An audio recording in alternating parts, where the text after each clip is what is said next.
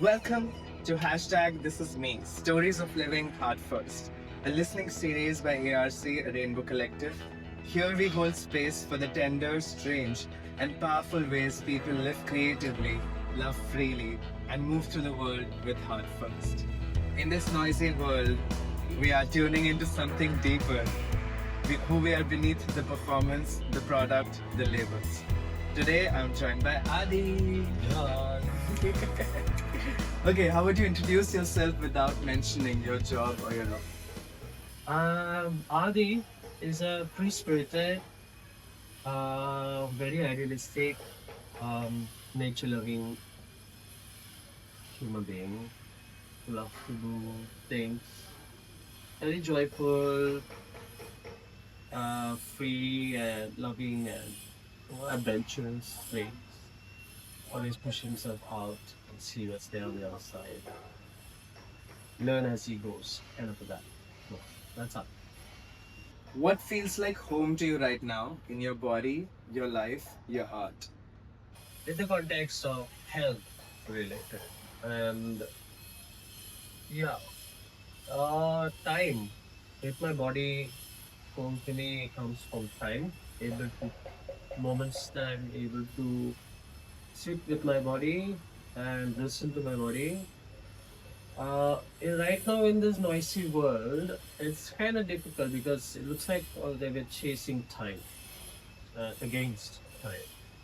So whenever I find an opportunity for myself to sit with myself, especially not at my home itself, but mostly in the nature, when the time stops and I'm able to sit with myself, take care of my body, listen to my body, is what I feel home. So there is not particular state of being in for me in that, but any window of opportunity I get to connect with myself. For example, when I go for swimming, when I'm in the beach, when I'm resting under the sun on that bed sheet on the beach, which I hardly do nowadays. Those are the moments I feel home in my body. In my life, I think community is the second answer for that in my life. I simply don't like to live alone. Even though I like the pockets of it, uh, being a social animal, uh, community in my life makes me feel I'm home. But I sort of sense of belonging, not necessarily fit in, but belong, regardless of your uniqueness and identity and stuff. So community is my second story in my life. And in my art, oh, which one? The art or visual arts or with music, I always find myself or when I'm able to express myself as who I am, with unbiased, able to put out my opinions as they are, what it is when I feel I'm in my body. So my music helps a lot. This is one of the things that stayed with me for a very long time in my life through my mom. She used to sing. I used to sing along with her. It has been a journey for me that music has been there in my life for a very long time. So yeah, that is when I discovered that that's one form of expression that I can use to communicate, empower myself, and also while doing that, spread it out towards the community as well. So yeah, that feels home. What's one memory or moment that shaped the way you see the world today? The moment that shaped the way for me was a very personal, very uh, heartbroken moment that I shared with one of the person that was very close to me, uh, whom I loved so much, and shared a lot of moments with them. And it was the realization what we do to achieve who we are, and also to provide towards the community.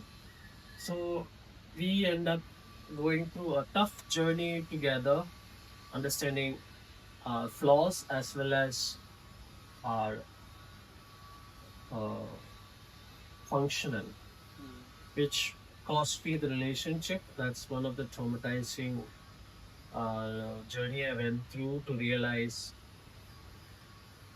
what is my purpose here and what is their purpose, and being able to be in that difference and still able to continue. Um, Not gonna give you any details on that particular subject, but the way I see the world, not necessarily fitting into everyone's dreams, but I spend too much time with going inwards and working on my story in the dance floor and in the art spaces and stuff. I feel like there's a constant chase for visibility, constant chase for acknowledgement, constant chase for taking up space, and how we take up those space, how we achieve those things just to achieve your film, and it's kind of like went through some tough journey uh, with close ones, with community, with surrounding, and I feel like I'm not blaming the world, but I feel like I'm losing my sense of track towards how I want to perceive the world because of the chaos and influence that I'm getting from outside. I got it. I learned through difficult lessons to get there. Now I know that I come back to this point where I don't want to be in a place where I want to achieve this, but I change the narrative towards what footprint can I want to leave behind. It's important to have that narrative that like this I don't necessarily see of me achieving higher places, but I'm leaving behind quality of leaving behind quality of myself, like something that can continue even me without being there. So that's sort of the footprint that I would like to leave. So that's a perspective that I'm looking at. That comes going through a breakup relationship did get me to this realization, which I cherish also. It sucks that this happened. However, you take the goodness out of a lesson that you learned rather than have winning an argument or something like this. What I learned out of it is like how I lost my way also. They lost their way in terms of trying to fix this particular issue, which costing what we wanted to do together, which is not fair for the community that we work with. So it's important. So what I've learned from that particular thing today, how I see the world is uh, in relation to what I want to contribute. It's important where my focus is. Keeping my focus grounded and acknowledged every time, because the way how things are going around, the influence that we are easily get influenced into, it's always good to have some grounding to know what I'm doing, for where I'm doing, for what is the reason, and what is the intention behind it. If I lose track on that, you end up flying away and get confused, and so many problems come. What are you learning to listen to right now? To my heart, which technically it just pumps blood, but the idea of heart, which is here, which is here mostly for me, it's my gut, my intuition. It's what I'm listening. Yeah, gut. It's the intuition. I'm a very intuitive person. I make decisions through my intuition, what my stomach says, my body reacts to. So all this while I used to perceive information through like this, and be like this, and then like this. But instead I want to shift it through this, and that. I don't know if it makes sense. Have you seen the movie Inside Out? Yeah. You know the characters that. So I really like that particular concept where each characters, the emotions, which is basically the emotions are there in my stomach for me. So I like to receive information through how I'm feeling it. Then I would like to assess it. What exactly am I feeling? Those feelings are valid, and it should be validated, and it should be processed, and then I should react or respond. But mostly respond, not react. So yeah, I would like to listen to my stomach, through my body, and then respond uh, using the techniques and tools that is there are my uses. So that is one thing that I've learned to listen to. Is there a sound, silence, or a song that has stayed with you lately? Apart from this particular song, which stayed with me lately. It's funny. I'll. It's a exercise actually where having this noise throughout from morning 6 to evening 6, I learned to accept it. It's funny because I left city and came here to not have to deal with it, but then I realized the privilege that I had. So and lack of empathy towards myself to sit with it and work on it. Because what if I did not have the luxury to go? What if I did not have the luxury to remove that from my existence? So, which is the case for a lot of people, like they don't get opportunity to do that. So, that is one thing. It's ironical because this is not the sound that shaped me or whatever, but it did do a certain impact on accepting what it is, embracing what it is. Not necessarily need to like it to allow it. You don't have. You can still not like it and still be okay with it. Yeah. Which is a big lesson. So that's one noise. Second is the one that suits me always is the elements of water. So in this case, right now the monsoon is helping me a lot. And I love the sound of when it falls on the roof and falls on the leaf, and I love that. I really love that. If not the ocean or the that's my ultimate jam. How do you know when it's time to pause or to express? Answer is it's a work in progress. I don't think it's a different definite answer for this. So far, I can tell like I've learned to listen and respond is when I almost see myself out of place when I'm not in place or something like that, which is very funny because um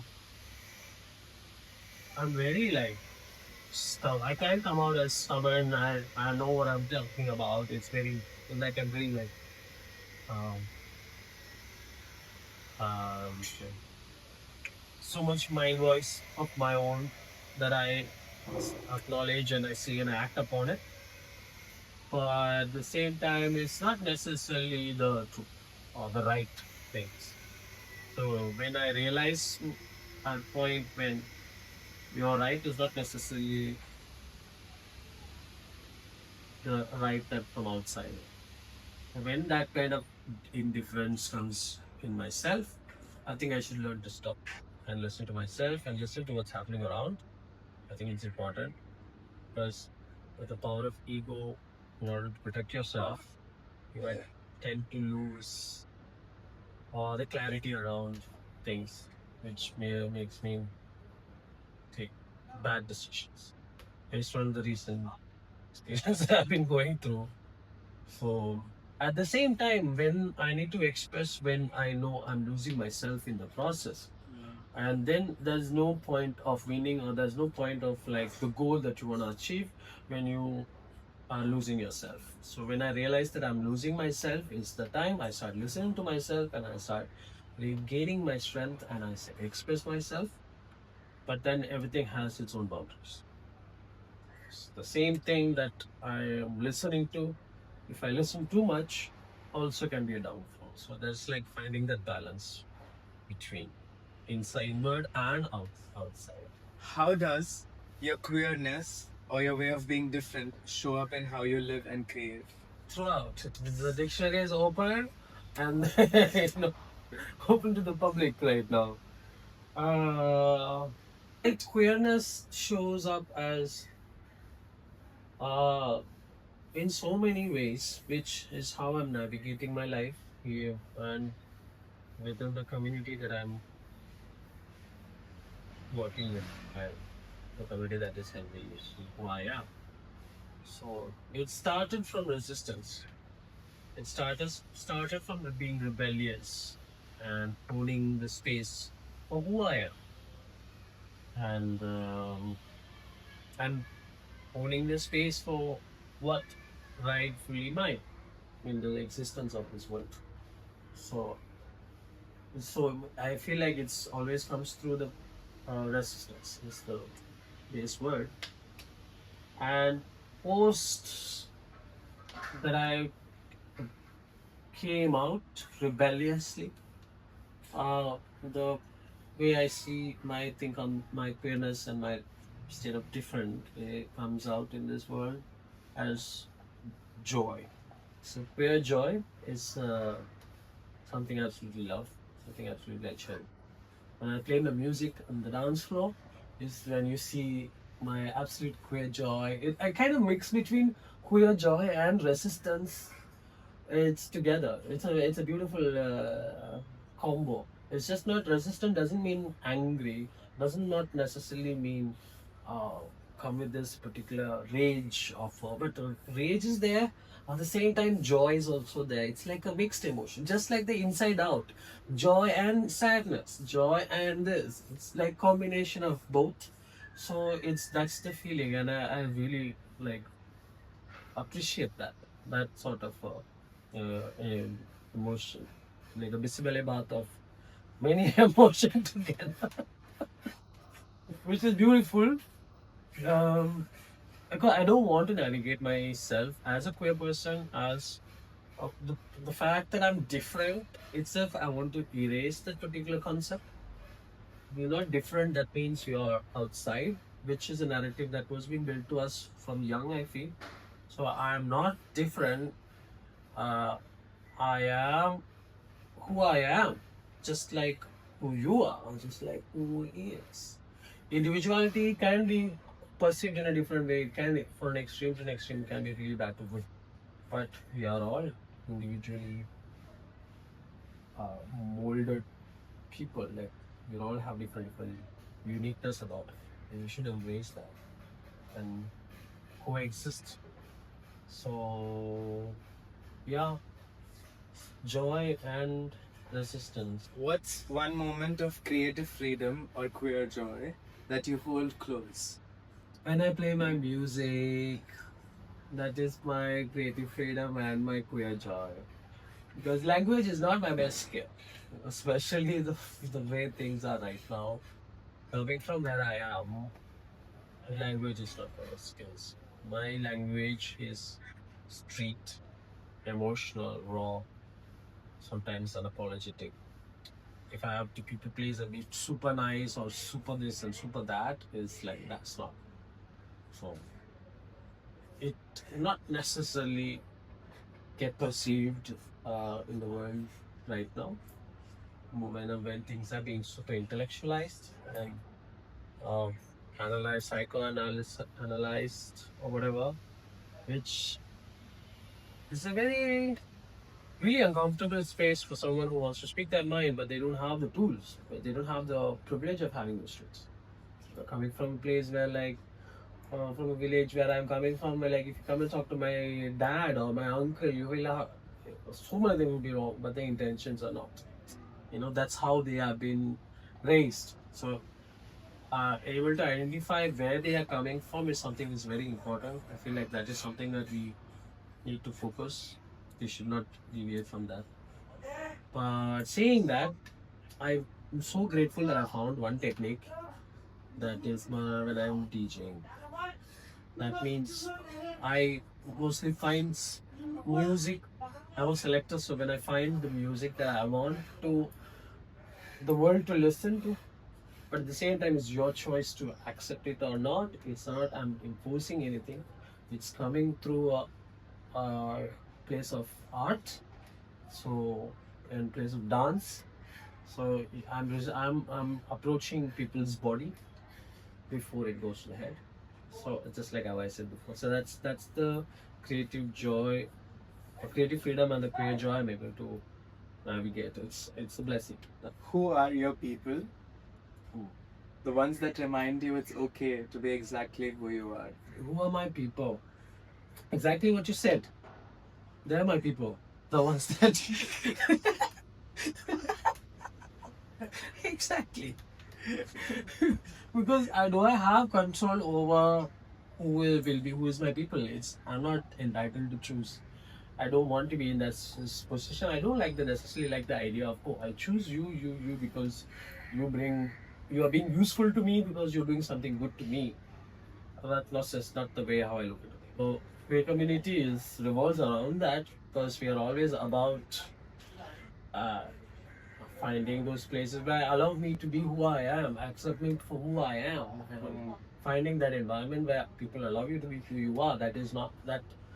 Uh, is not necessarily you have to be politically correct, or not necessarily oh you shouldn't make any mistakes. No, make mistakes, but it's all right. Learn from it, and like that kind of an empathetic space. If I find it anywhere, that's my people. So from plants to animals to human beings, I have my community. Especially in Goa, with these things, to those things that are coming and taking drinking water. Yes. And you, What are you weaving right now, personally, creatively, and communally? it's very interesting. I don't know if it's like the existence, basic existence, acknowledgement, coexistence. I mean, I think that's what I was being also. Like, learn to coexist was the fact that my pronouns are he, fair, it comes from all these, resonate with all of these things. Um, Coexistence is something that my idealism always go towards. That's what I'm weaving into. The way how right now in a capitalistic, consumeristic world, plus I don't know what it is, a tangent going on in the place right now. But coexistence is something that I would really like to see. Communal living is something that I really like to see. So many things comes from the angle of that. The fact that the audacity collective and the events that I do, it's to bring coexistence, like straight friendly, all inclusive straight friendly events. I could have just done gay party or just queer party. This whole concept of creating spaces that I do is to bring back the idea of community, which is nothing but communal living. The idea of communal living, of accepting people's strengths and build together, and accepting people's flaws and heal together, amend things together. So there is too much togetherness is there. Like the animal sees that. When you see the cows right in the middle of the road, they're all having each other's back, so they know what's happening. We might look like they're just a nuisance, but they have their system that is going on, like which is something that I feel the individualism on this side cost. Like this individualism should be a communal living of coexistence. You know, that's I think it's the longest week of the for this. I don't have that many years, but like if I can contribute somewhere along the way, it would be nice. Yeah, that's the footprint basically. And creatively? Wow. My music is now very specific towards Asian, South Asian, Black, Latino. It's basically global South plus queer. So I navigate. I don't only target towards one people. I target towards general public, all around, and I'm inviting everyone to that space. So creatively also through my events, through my music, even my art form, the artichoke arts are always revolves around the concept of queerness in nature, which means who we are in comparison to the plants, to the animals, to us. So, What's something you've unlearned that's helped you live more freely? Listen to yourself as much as you listen to the surroundings. And uh, mind is a very intricate, very complicated, very complex system. And pay attention to your surroundings, pay attention to yourself, uh, learn to be grounded. Whatever tools that works, use it. There is no right way or the wrong way. Whatever tools that you can find from any source, doesn't matter where, who, or what. Use it if it helps you to find your grounding, find yourself, find comfort with yourself, then navigate from that space. That's where the what I am in. I am revolving around in that. So grateful.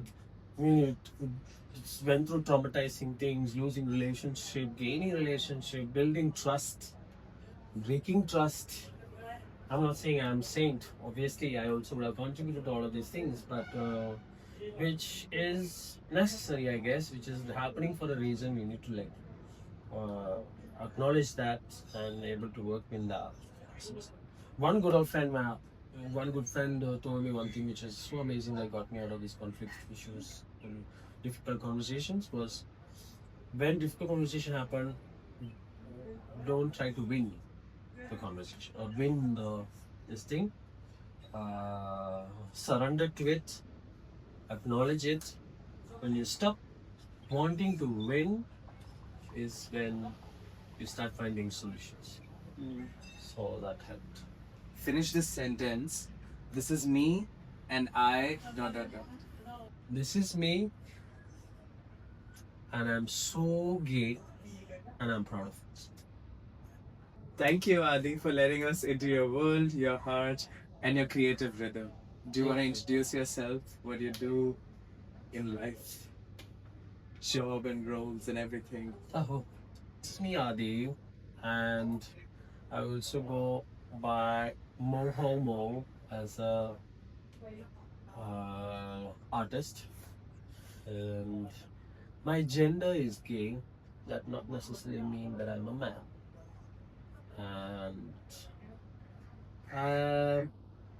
I do a bunch of things in the name of hustling. One of these is uh, so giving back to what community gave me. So I hold space through events. One of the events that I do that is very close to my heart is Mixed with Juice, and I'm co-creating a collective with the community in Goa called the Audacity Collective, which function and the sole purpose of it is to communities and collectives and individuals coming together holding space. So we are creating a platform where it's unanimously equal to everyone, belongs to everyone. So there's no hierarchy per se. Hierarchy only comes, I don't think so, it comes to moderators to help it achieve the goal. And I play very queer, gay, global sound music as Mohomo. Break norms, creating safer space, co-creating safer space, and breaking those boundaries and questioning everyone of their whatever their politics are at this point of time, and allowing everyone to have share the space joyfully.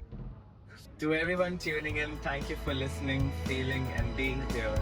Keep creating, keep becoming, and always live heart first. See you next time on hashtag This Is Me. Yeah.